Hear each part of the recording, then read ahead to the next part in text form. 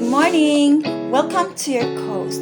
So this is the area or the view where you can enjoy in investing the Costa Mira Beachtown Panglao.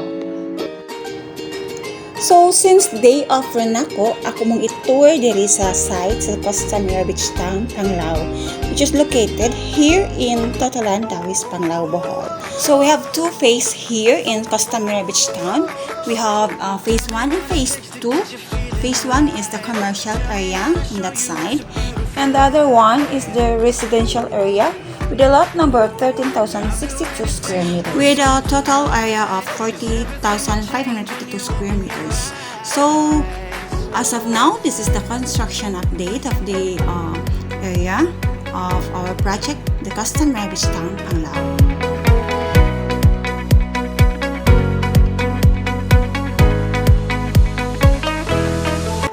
And then karon idong muna ko kung sa kanindot ang view sa Costa Mira Beachtown Panglao nga imong ma-enjoy when you were investing here.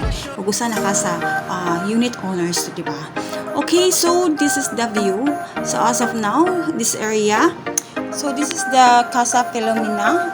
Then appeal ko ni siya sa future development of the Costa Mira Beachtown Panglao.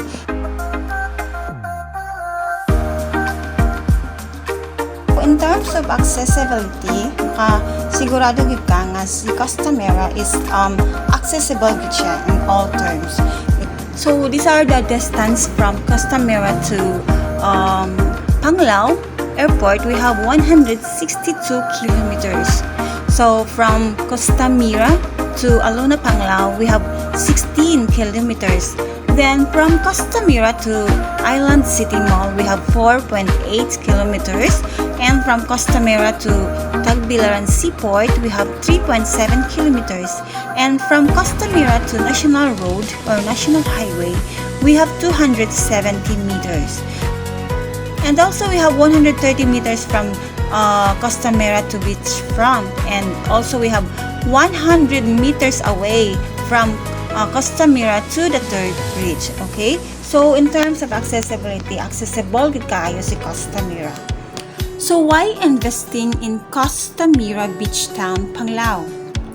First, it is because of booming tourism industry. Panglao Island is one of the top tourist destinations in the Philippines, attracting more than 1 million tourists each year.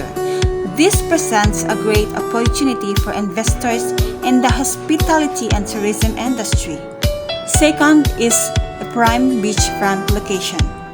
Costa Mira Beachtown Panglao is situated in a prime location on the Panglao Island beachfront, offering a breathtaking views of the sea and easy access to the beach, which can attract both tourists and locals.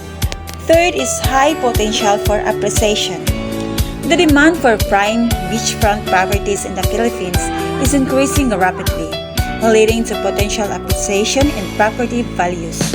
Investing in real estate in Costa Mira Beachtown Panglao can provide a good return on investment in the long term. And lastly, because of its top-notch amenities.